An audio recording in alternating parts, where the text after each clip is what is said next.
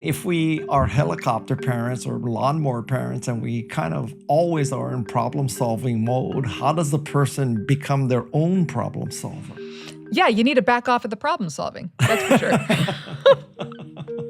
100%. It's problematic. Absolutely. Is the question, do you need like feedback on that in order to get there? I think your whole book was feedback. I mean, to tell you the truth.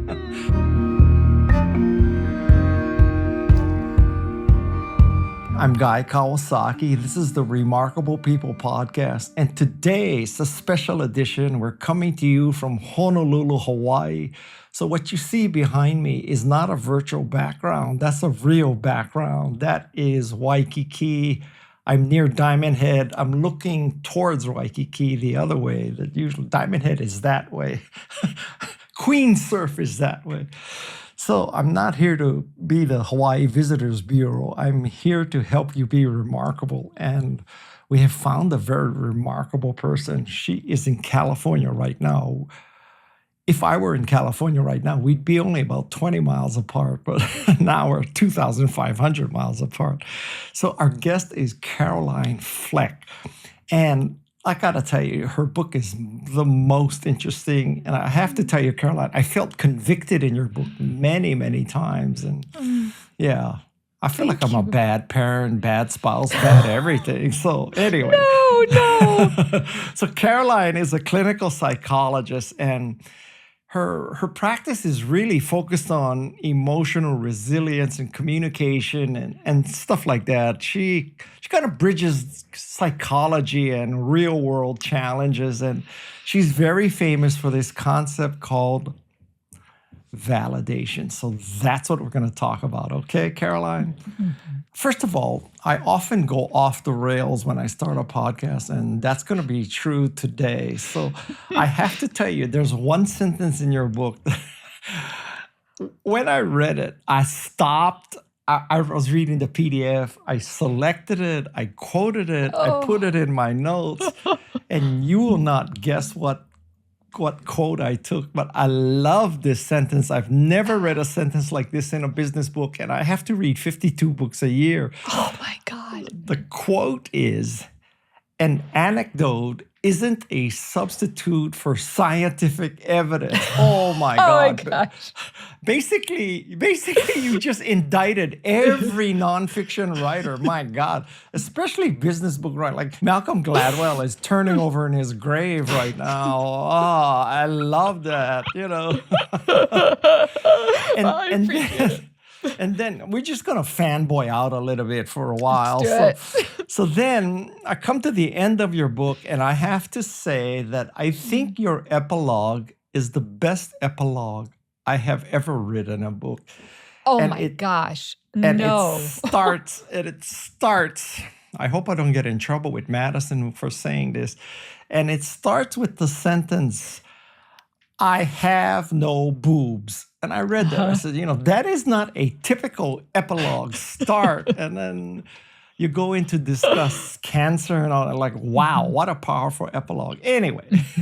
Oh my gosh, you are so kind. Thank you. And thank you for reading the epilogue, actually, right? Because a lot of people, they don't even finish the book, much less, read epilogues these days. Well, so I appreciate it. I loved in the middle of the book where you said something like, "Well, if you've gone this far, I really thank you. And, you don't have to read the rest of the book because you probably read more than most people ever read in a book." Yes, I looked at that. I said, that's probably true. I'm going to put that line in my next book because, one of the key skills you talk about is copying. And I know how to copy people. I work for Steve Jobs. If anything I learn what to steal. And that is a concept worth stealing. So. Oh, I love that. I love that. What to steal. I hadn't thought about copying in those terms, but you're exactly right.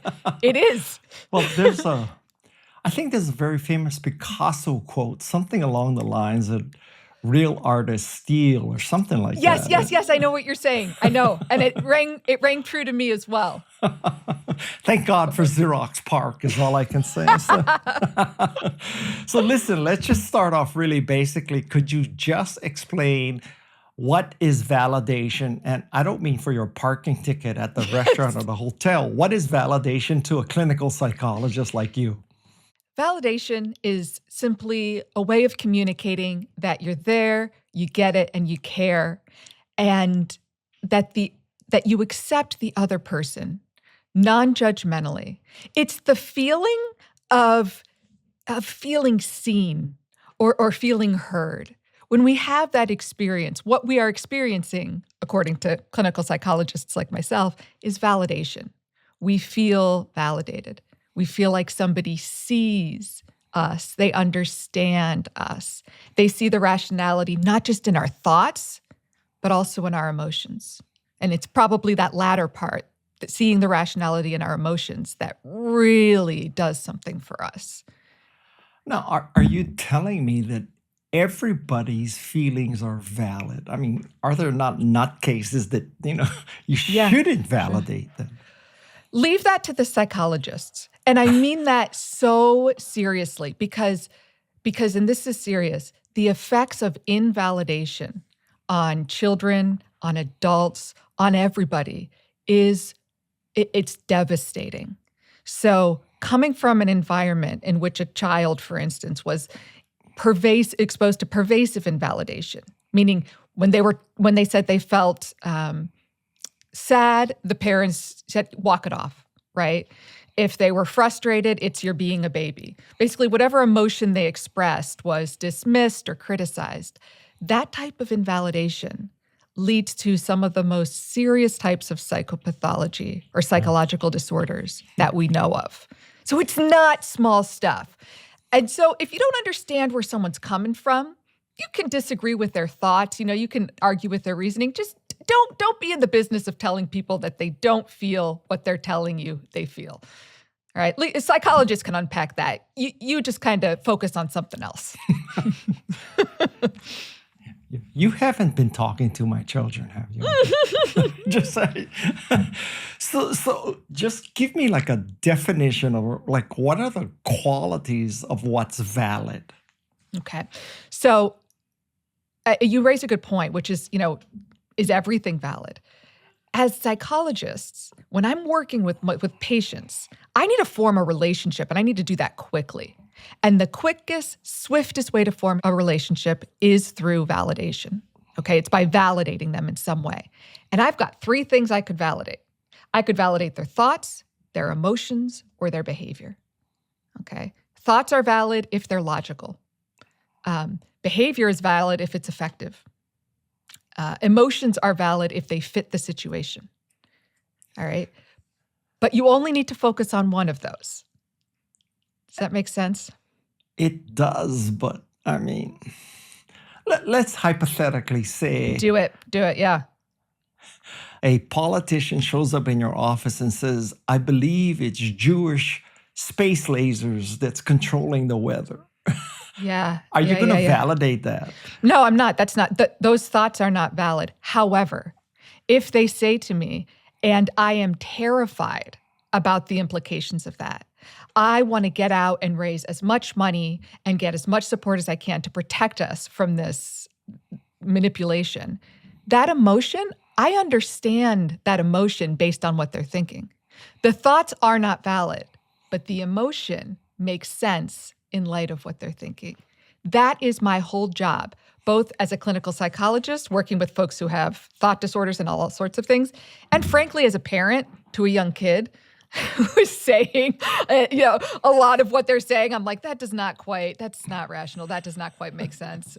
And yet her emotion is real, right? I don't need to validate the thought to speak to the emotion. And this is the critical thing. You stand no chance of changing someone's opinion, of getting through to them, of challenging their assumptions if they don't feel accepted by you. Are you telling me that validation is not at all the same thing as agreement? It is not. I'm so glad you flagged this because this is where folks get stuck. We're afraid, I don't want to say that I agree, right? I don't agree. So I'll give you an example. I'm a vegetarian for animal, ethical, and environmental reasons. That said, I see a lot of valid reasons why somebody would choose to eat meat. Okay? I don't agree with them. I make a different decision. But if I just wanted to validate what's logical there, there's tons that I could focus on. Now, if I wanted to try and change their opinion or change their position, I could come at that a different way. But I don't have to agree with someone to see the facts that they're building off of and to see the logic in what they're saying, presuming it's there, right? In the case of like the politician that you described, the logic wasn't there, and so I couldn't validate that. But this is the game. It's trying to find the kernel of truth. What's valid in this person's perspective and zoning in on that first, rather than what do I disagree with and let me hammer that over and over again until I get through to them. So I'm going to ask you to tell the story, which was my favorite story of the whole book, because I kind of felt convicted. I've done things like this, of Havana and the tick. Can you please tell that? That is a great story. Every parent will be able to relate to Havana and the tick. Havana is my daughter. She's 11 now, but at this, I think she was maybe 7. And we were going on a hike, all right? And I was very excited, going down to one of my favorite places to hike. And it's a drive. It's like 30, 40 minutes. And we get there and Havana is in a mood, right? Like, you know that feeling when you open, like one of your kids is off and it's just like the entire afternoon hangs in the balance. Like it's just, which way is this going to go? And she was feeling a little car sick and she was crabby. And so we start hiking and she's kind of dragging, but she's doing it. We're not even 5 minutes in and she screams like she has been shot. Okay. And she says, "Oh my gosh, this tree, Mom, it stabbed me." And I'm like, "Where?" You know, she kind of lifts up her shirt. I don't see anything. I'm like, "Let's keep going. You know, come on. And that's it. Like the trip is over from that point for her, right? Every 5 minutes she needs to stop to rest her back and she wants us to carry her. And it's just, you know, I find myself being like, we got to keep going. Come on. You know, I don't want to reinforce this. I don't want to just give in to this, right? I'm a behaviorist. I understand how this works. And then, oh golly, oh boy, we get home and she's still complaining about her back. So she goes to get in the shower. I'm helping her get in the shower. She says, it hurts too much to lift my arm. And I'm like, oh my golly. I lift off her shirt and I see she has this huge tick lodged in her back. I actually had a picture of it that I was going to include in the book, but it was too grainy because it looks so gnarly. Okay. And all of a sudden I realize that the emotion, the frustration, the pain that she was describing was valid. And I had spent the last however many hours invalidating her with, you know, we can't be over dramatic. You know, if you're upset, you can use your words, but like all the traditional parenting stuff. And I just had this moment of like, well, I stepped in that one. Well, in a sense, I'm glad to hear that even a clinical psychologist, an expert like you, blows it. I mean, oh, that's the whole name of the game, right? I mean, but it really is about, as you describe in your book, that growth mindset, right? That I can do better. I look, and I think it's critical to look at skills like validation as skills. You develop them over time. You grow into them through practice, through exposure, and through understanding. And so, yes, please go screw it up. That's the whole point. That's the only way you learn. Now you draw a very clear dichotomy between validation and problem solving. Yeah. So let's explore the relationship between those two things. We've talked about validation. Is validation now a precursor to problem solving, or is it a substitute for problem solving, or is it a foundation for problem solving? Oh my gosh. It's the relationship between the two is almost like a Zen cone. Like if you try and validate someone. A Zen cone, like a riddle. I know what a shave ice cone is. I don't know. What is a Zen cone? It's like a riddle. And it seems like two things don't go together, but to figure out the riddle, you have to understand how they can coexist. But it doesn't make sense because they seem kind of diametrically opposed. And at the core of this is the idea that accepting someone, is actually critical to helping them change. And so how is that? If you accept someone, you can't also want them to change. That doesn't work. And yet it does. So problem solving is an attempt to change how someone feels, how they're reacting, whatever outcome they had. It comes from a good place. Our kid comes home, they didn't do well on their quiz, they're so upset, we jump in with, it's okay, right? It's not that big a deal, which is a subtle attempt to change how they feel, right? I'm challenging their thoughts in that moment. I'm trying to reframe it. I could then come at it and say, next time, let's just review your words on the drive into school. There I am trying to problem solve or change their behavior so that we get a different outcome next time. That is all change focused. It's very different from saying, you must be devastated. When I was your age, I had a similar, I failed a math quiz and I remember crying in the bathroom at school. I was so upset and my mom had to come pick me up and really just leaning into that. That is a very different response. And usually, and I can say this with some authority as someone who speaks to people day in and day out about their problems, when folks come to us with an issue, they are seeking validation and not problem solving. At least initially. They need to understand they need to trust that we understand if they're going to listen to us down the line anyway, right? I don't take the advice of people if I don't think they understand the situation or can relate to where I'm at.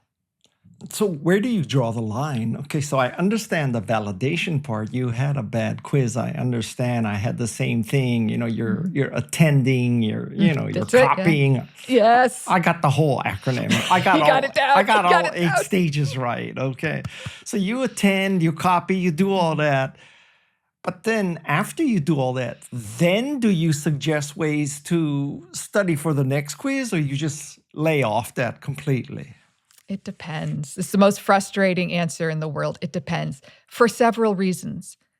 The first of which is that if you do this well, you will be surprised by the other person's ability, oftentimes, to come up with solutions themselves. All right? So you're all ready with your arsenal of things that you think they should do.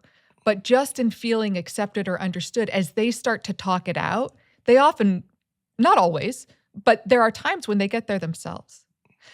If not, then I have to decide, is this the right moment?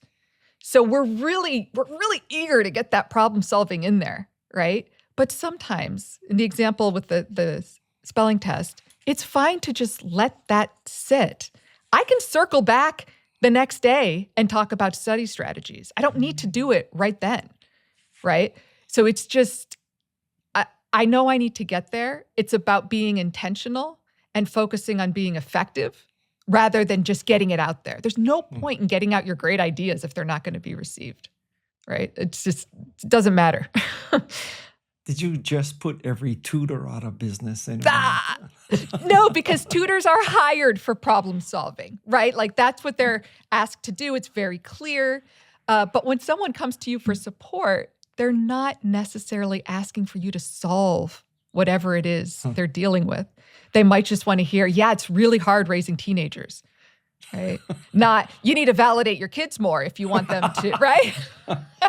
So if you were a high school tutor and you started off with validation, you would become a better tutor in general, wouldn't you?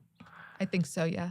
I do. I think this is a weird language perhaps to use in the context of tutoring, but validation is really at the core of relationships. It is what it means to feel loved in a sense, right? Because it communicates acceptance. And if we don't feel accepted, it's hard to feel loved. And I think that's a really, really critical point that we confuse or lose in the shuffle, that acceptance is critical in that sense. As soon as this recording ends, I'm going to start validating Madison. I'm going to practice on Madison so I get good at validating. Then I'm going to go to my kids and my family. Oh, just do it all. Do it all at once. Don't hold back. Don't hold back at all. So, have you noticed a difference in validation skills by gender? Wow, what a great question. So in my book, there's, about 8 different validation skills that we as therapists are trained in. We learn these skills. We have to master them so that we can go out and validate our clients and establish a therapeutic alliance and trust and everything else. Of these 8 skills, one of them is called taking action. And it's weird because it sounds a little bit like problem solving in that it has you intervene, go in there and do something, right? So if somebody is asking for, they got a flat tire and they call you and they say, I'm on the side of the road. And you say, oh my gosh, you must be so upset and worried, right? Like they can validate all day long. But if they don't take action and come and get you, you're not going to feel like they really appreciate the situation. And my hypothesis, I don't know if I ever formulated it in this way, but I always assumed that men would be more receptive to taking action. In other words, that they would be seeking taking action more from their partners, perhaps, as opposed to like emotional or verbal types of validation. And that has not proven to be true. On the contrary, I have just, and this is just, again, anecdotal from my clinical work, I've observed that. Yeah, but wait. You said anecdotes is not a substitute for scientific. It's true. And if we had data on it, I would refer to that data. In the absence of it, I will just give my anecdotes. Okay. And that did surprise me. And so in my work with couples, it's often about helping them figure out what it is they're actually seeking, what actually helps them feel seen and heard, because it's not often what the other person would expect. And have you also noticed differences for validation by culture? I mean, are there different cultures that validate more or validate less? Well, certainly there's differences. There's huge differences in the extent to which we validate emotions. And even within American culture, there's been somewhat of a revolution, right? We didn't talk about emotions forever, much less validate them or make an effort to really go out of our way to validate them. So I think there are differences. The most meaningful thing, however, within your culture is if you are receiving more or less validation than is typical of, say, a child in that culture, if that makes sense. In the same way that we see punishment, different types of punishment may be perceived as more damaging, more abusive to a child who is being raised outside of a culture or raised in a country where the cultural practices do not apply in the same way. And so they feel more targeted, if that makes sense. Yes, it does. Okay, so the last variable is age. As you get older, do you get more able to validate people? Oh, do you get better at it? That's interesting. I thought you were going to ask, do different ages require different types of validation? Oh, that's a good question too, yeah. Just to validate your question. That one I think you know the answer to because you have 4 kids? Yeah. Is that right? Yeah. And some out of adolescence or in adolescence, any of them? Depends Older? how you define adolescence. Adolescence, that's right. Well, I'm sure you notice that when your kids are younger, they just want all sorts of, I see how hard you tried, all of that type of like warm, fuzzy, right? You really worked hard on that. If you try that with a 15-year-old, right, they are going to just squirm inside. They are not feeling validated. They are feeling annoyed, right? And so as they get older, they need much less in the form of that, like, I see you type of stuff, because they don't really want to be seen. They want to be respected, right? And so validating their thoughts or their rationale goes a lot further than going in with the, like, I see your effort there. I see what you did, right? And then they kind of move back out of that into adulthood a little bit and kind of become more balanced. Do we get better at validation as we get older? It really depends. It depends on what is modeled for you. And I say this because we know, as I said, with folks who were exposed to chronic invalidation and then have different disorders wherein they, end up in treatment. One of my jobs as a psychologist is to teach them how to validate themselves and others because it was not modeled for them. And validation is very much like a language.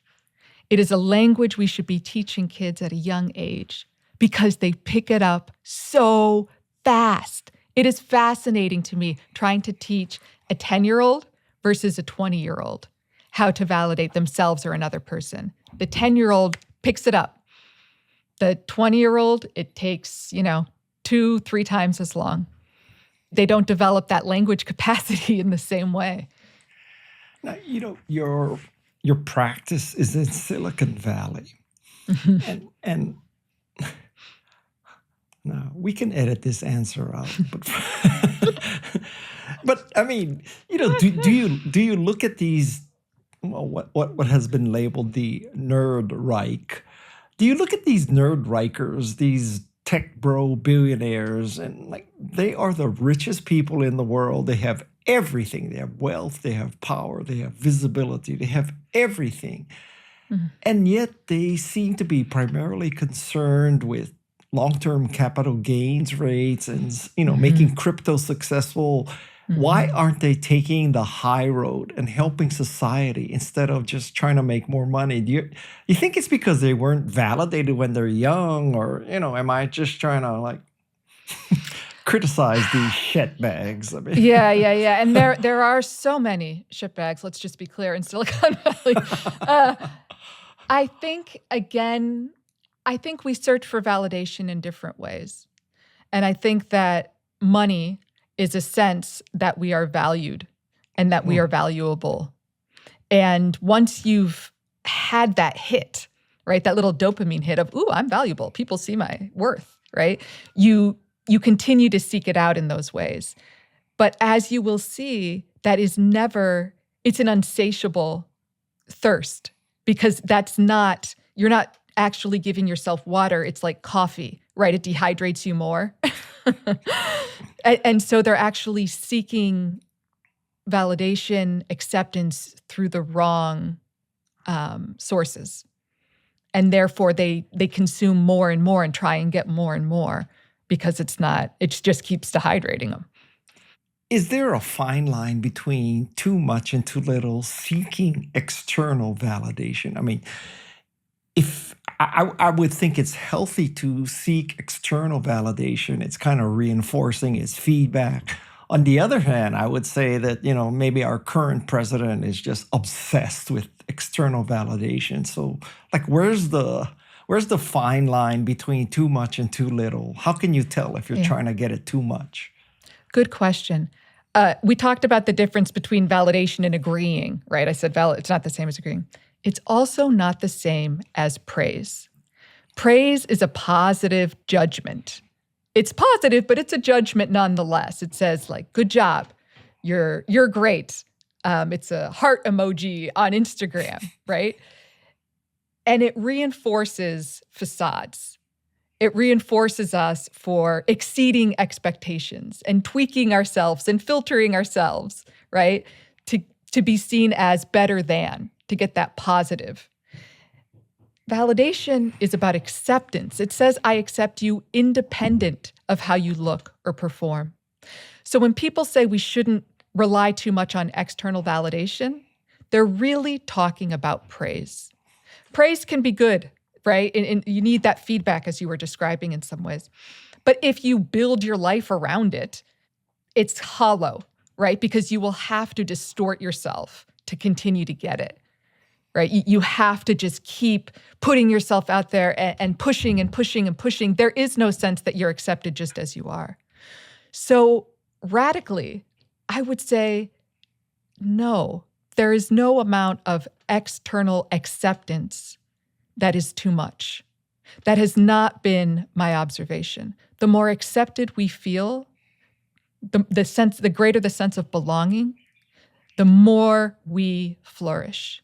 That has been consistently my observation, and it is what the evidence supports. Again, I can't say that for praise. If you go around chasing praise your whole life, it's going to get, Trumpian very quickly.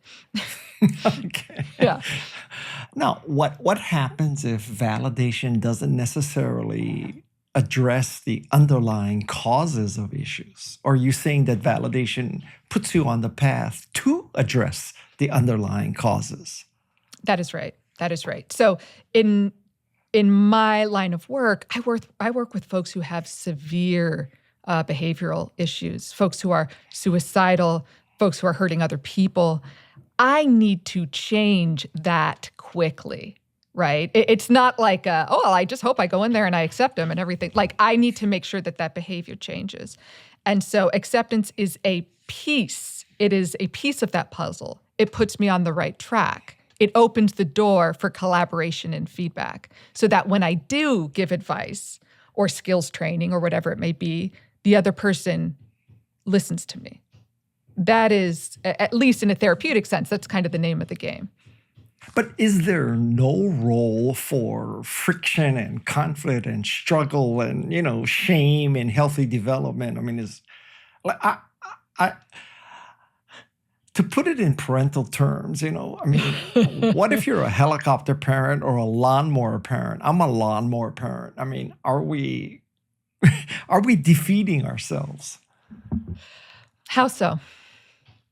Well, I mean, if we are helicopter parents or lawnmower parents and we kind of always are in problem-solving mode, how does the person become their own problem solver? Yeah, you need to back off of the problem solving. That's for sure.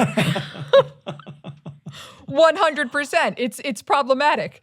Absolutely. I would subscribe to that. Now the question, do you need like feedback on that in order to get there? I think your whole book was feedback. I mean, to tell you the truth. Well, I bet a lot of people listening to this podcast can relate to this concept of helicopter or lawnmower parenting. Yeah. Right? So, where's the line? Yeah, I think, again, the emphasis is on effectiveness. You had someone on your podcast recently that was talking about nagging and how nagging affects, neurologically, what happens in a young person's brain when they hear nagging. And, the short of it was that the parts of their brain that would actually be needed to take in that feedback and, do something with it, shut down. in just hearing that nagging, they shut down. And that's kind of the point with the helicoptering, is that at some point, you're just not even being listened. You're background noise, right? You're always in their face telling them what to do. And they listen to you less over time, and they don't develop the capacity to do it themselves. Right? So those are the costs. We have to call them what they are. Now, there are valid reasons you're helicoptering, right? And it's important to see that as well. You're trying to keep your kids safe in a world that has become incredibly dangerous psychologically. I think as parents, the world feels dangerous for our kids with social media and the internet and all of these things. The question is, what's going to be most effective? And the answer is that helicoptering is not it. Okay, helicoptering is not it, but what is it? How would you define helicoptering? Let's break it down. I would define helicoptering as always hovering over your kid and making sure that, it's like the golden dome of parenting that no missiles get through. Okay. Does it include lecturing, in your opinion?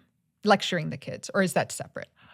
I would say that's kind of unavoidable because every time you fire an anti-missile missile, it's a lecture. Mm-hmm, mm-hmm. Okay. Again, I will reiterate, it's valid that you want to protect them, but is helicoptering protecting them? No, because they're not developing the skills they need to do it themselves. So what you need to do is be able to step back and let them fall. You have to trust in the wisdom that growth happens through quote unquote failure. That when you try and protect your kids from failure, you're ultimately protecting them from growth. Once you accept that is the mantra you have to return to again and again to come out of that helicoptering mode. Now, does that mean like no oversight whatsoever? No, of course not, right? But it means challenging yourself, because when we get into a mode like helicoptering, it's become default. We're not thinking, is this effective? It's just what we do. They ask, can I go out? No, not unless so-and-so goes with you and, the dog and like all these other things, right? Just stop. Is this a moment where I could loosen up? Is this a moment where what's the worst that could happen here? Okay. They fall off the bike. Is that okay? Now that we solved all the parenting issues, Yeah. let's move on to self-validation. How does one self-validate? Yeah, such a great question. We don't learn this, do we? I mean, this is something that really, really strikes me working with folks. As an executive coach, you've got these, like you said, tech billionaires, right? To folks struggling with severe psychopathology. And what I see across the spectrum, honestly, I have yet to have someone come into my office who was really good at validating their own emotions, be it tech billionaire or person struggling with bipolar disorder, right? What we do instead is we tend to criticize ourselves and lash ourselves into, doing better.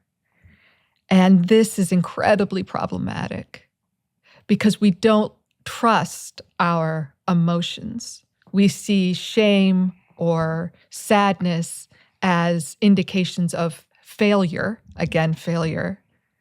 rather than opportunities for compassion. The belief that we should treat others, the way we would want to be treated. And I think actually the reverse is true. We should treat ourselves the way we would treat somebody else who was struggling. Wow, that's interesting. Huh. I mean, right though, because if someone was to come to you feeling deeply ashamed, you wouldn't like twist the knife and say a bunch of other things that they did that proved how worthless they were and right? But that's often what we do to ourselves. We go through our history and collect all this supporting evidence as to why we suck and we're never going to X, Y, or Z. But you would never do that to a friend. That would seem cruel, right? Yeah. So one of the reasons, back to children, one of the reasons I am so adamant about validating children is because I want them to develop the capacity to validate themselves. That doesn't mean that everything they think or do is correct, but it means that they should be able to see the validity in what they're feeling. So I'll often say it's not okay to yell or scream or whatever. It's okay to be upset. It's okay to be angry. It's okay to be frustrated. The behavioral expression is different from the emotion. So being able to validate your own emotions, being able to see, why does it make sense that I feel this way? Okay. So now let us get to the validation ladder. I would like you to explain the validation ladder so that people have a sort of a framework to understand your work. So please explain the ladder. Yeah. So this is a collection of skills. We've got 8 different skills that you can use to validate someone. These are basically just little communication tactics. If you use this skill, it will convey some degree of validation. And to understand this, it helps to kind of break down validation. I said it really quick at the beginning, but the key components are mindfulness, understanding, and empathy. All right, you're trying to convey those qualities in such a way that the person feels accepted. And you're like, well, how do you do that? How do you do it in such a way that they feel? This is how, with these skills. So the first set are just, we call mindfulness skills. They're just helping you project that mindful awareness, all right? If I am sitting across from, let's say, Donald Trump, and he is, let's just say, and he is, I'm just trying to picture myself debating this guy. It would just be so, I would honestly love it. I feel like it would be the ultimate test of my validation skills here. But he's going to be saying inevitably a lot of stuff that I do not understand. Not just don't agree with, but logically do not understand. And when that is the case, all I can do is be mindful, okay? All I can do is attend or copy. These are the 2 skills we have to be mindful and to show that we're mindful. And that's a pretty low level of validation, you might think, right? It's just awareness. But a couple of things there. One, awareness is incredibly powerful. Attention is one of the most reinforcing experiences that we can provide. If we want to torture somebody in this country, the method we use is to deprive them of attention by putting them in solitary confinement, right? When we remove attention, people struggle, and they struggle deeply, all right? But now, like, negative attention doesn't necessarily feel good, right? The task is just to be just non-judgmentally aware. And that's what these two skills help us do, attending and copying. So, I got the basics of attending about, it's contact, it's proximity, it's gesturing, and it's nodding. Mm-hmm. So I love all those things. But what do you do in a virtual world where it's Zoom? This is such a great question. As a psychologist, someone who's working with emotion and people every day, the pandemic was such an immediate and visceral, it created this visceral sense of disconnection. And I think we all experienced it over time. As a psychologist, I got to tell you, it hit me right away because these tools that I rely on to connect were taken away. And so if you're using, if you're Zooming or whatever the case may be, you have to just be more intentional about those cues. So for instance, I will make a point of leaning in, right? And make it clear that I'm leaning in. I will adjust my monitor so that my eyes are as close to the camera as possible, so that it's as close to eye contact as possible, right? So it's and you can see it in this interview, in the recording. I do a lot of gesturing, and I'm making a point of doing it up here, right? I'm showing that I am engaged through those nonverbals, but you have to be more intentional about them. That's the key. The worst is to do like the camera off, you're just listening or something and people can't see. That is like the absolute worst. And yet that is where many of us reside. So with the nonverbals over virtual, you just have to be more intentional about it. That's all you can do. You made a point, and I cannot remember which one of the 8 skills it was affiliated with, but I love this point, which is that you should find a way to help the other person make their point. Oh, yeah. Right. So first of all, refresh my senile mind. What is this concept of helping people be a better communicator by suggesting things? What is that associated with? So there's 2 things at play there. One of them is attending, okay? So that's that we were talking about, you can use these nonverbals, and then the other way to attend is in how you listen. And it's a little game that you kind of play with yourself, where you're thinking, as you're listening, what's this person's point? And like, why does it matter to them? You're kind of streaming information, trying to figure that out. And then, and this is critical, how could I do a better job of making this person's point? Again, not do I agree with it, not how could I defeat it or argue it, what's my rebuttal? No, it's how could I articulate this better than they're doing right now? But isn't that going to create hostility? Like, who the hell is this person to tell me, how to do this better? Sure. Well, you don't at this point, you don't tell them. This just informs how you are listening. And if you watch great late night show hosts, you will see that they are all playing some version of this game. They are trying to get the best interview they can. I mean, as a podcast host, I imagine there's some of this in what you do as well. You're trying to help the guest, get that message across as effectively as possible. And it's reflected in how you listen and the questions you ask. Right?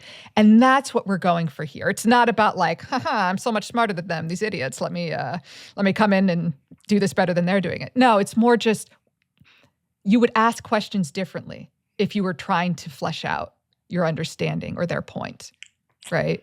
Yeah. I have to admit that I slightly misinterpreted this thought. And then I said, okay, so this is a great thought. What can I constructively offer Caroline about her book. Oh, So I yeah. came up with some ideas, but now that you tell me that, maybe I should just keep them to myself. Oh, no, I want to hear them.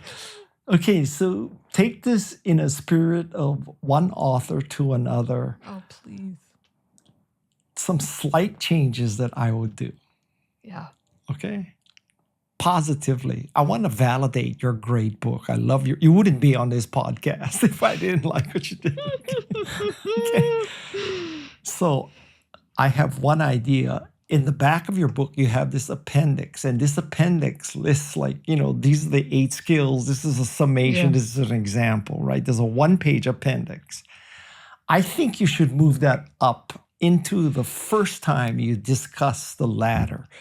Because when I read about your ladder, I have to admit, I had some mental fog. I had to go back several times because it was like, she just said there's 8 things, but then she's talking about 3 things, mindfulness. Yeah. So is it the 3 or is it the 8? 8, right. And it took me quite a while to figure out the 3 contain the 8. The 8 is divided into 3 sections of mindfulness, understanding, and empathy. And those 8 things add up to those 3 things. So that took me a while to figure it out. But your appendix, when I saw that appendix, I said, aha, now I get it. This is such frustrating feedback because between you and me, this was such a fight. I agree. I wanted that earlier in the book. And the concern was that it would be too much content too soon. What? I have to invalidate your editor or publisher. They're wrong about that. Right, because you need to see it all. Yeah, I mean, you need to understand the big picture that, these 3 subsections are made out of 8 skills add up to the ladder. Okay, I have one more comment. I got to tell you, when I read this,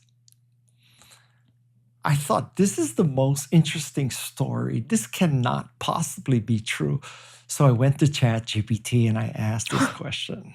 And of course, it is true. You say in your book that there's a golden rule. And the golden rule is that in a court case, a lawyer cannot suggest to the jury, put yourself in this person's place. Isn't that how you would react? You cannot appeal to empathy. It is illegal to do that. And I read that. I said, that cannot be true. And it is true. It's true. It is really, really true. I had no idea. So can you explain that? Because that was shocking to me. Yeah. So this is getting at some of those understanding skills. Like, how do you kind of understand and connect with someone else's experience? And, one of the things we're always told is to put yourself in the other person's shoes. But really, that is quite effective. It is a skill to be able to say, how would this feel to me? Like in that same way that we were talking about, do they need acceptance or problem solving? Like, put yourself in the kid's shoes. What do they want to hear after getting a bad grade? Do they want to hear how to study better? Or do they want to hear, that sucks, right? How awful, X, Y, or Z.